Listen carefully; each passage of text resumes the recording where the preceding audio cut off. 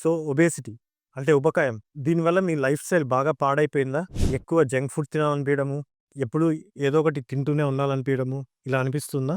So, దీనికి answer bariatric and metabolic surgery. మీరు diet చేసి, ఎక్సర్సైజ్ చేసి ఎంత తగ్గాలనుకున్నా తగ్గలేకపోతున్నారా?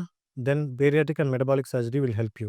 సో, బేరియాట్రిక్ సర్జరీ అంటే ఏంటి? బేరియాట్రిక్ సర్జరీస్ వల్ల ఎలాంటి ఉపయోగాలుంటాయన్నది మనకు సైంటిఫిక్‌గా ప్రూవ్ అయిన procedures. Like slew gastrectomy, gastric bypass, gastric balloon ఇలాంటి ప్రొసీజర్స్ వల్ల వెయిట్ లాస్ అనేది పాసిబుల్ అయితది. దాంతో పాటి దీంట్లో ఇంకొక అడ్వాంటేజ్ ఏంటంటే, దీర్ఘకాలిక జబ్బులు like diabetes, hypertension, PCOS, fatty liver, ఈ ఒబేసిటీ వల్ల వచ్చే కొన్ని జబ్బులు మనం అవాయిడ్ చేయొచ్చు. అవి ఒకేళ ఆల్రెడీ ఉన్నా కూడా రెమిషన్‌లోకెళ్ళే ఛాన్సెస్ ఖచ్చితంగా ఉంటాయి. సో, ఈ బేరియాట్రిక్ సర్జరీ తర్వాత పేషెంట్ యొక్క లైఫ్ స్టైల్ అంటే వాళ్ళ ఈటింగ్ చాయిసెస్ కూడా మారిపోతాయి. వాళ్ళకి ఎక్కువ హెల్తీ ఫుడ్ తీసుకోవాలని అనిపిస్తాయి. జంక్ ఫుడ్ లాంటివి చూస్తే తినబుద్ధి కూడా కాదు. సో, మీకు గనక ఈ ప్రాబ్లమ్స్ ఉండి ఫుడ్ కంట్రోల్ లేకపోయినా, లేదా డైట్ అండ్ ఎక్సర్‌సైజెస్‌తో మీకేం పెద్ద యూజ్ లేకపోయినా, లేదా చేసిన కొన్ని రోజులకి మళ్ళీ వెయిట్ పుటాన్ కావడం గానీ, లేదా ఈ life style diseases like diabetes, hypertension వీటి వల్ల మీరు డైట్, ఎక్సర్‌సైజ్ ప్రాపర్‌గా చేయలేకపోయినా కూడా మీకు బేరియాట్రిక్ సర్జరీ అనేది ఖచ్చితంగా హెల్ప్ చేస్తది. సో, వీటిలో మనకి డిఫరెంట్ టైప్స్ ఆఫ్ సర్జరీస్ ఉన్నాయి. దీంట్లో రిస్ట్రిక్టివ్ అని చెప్పి,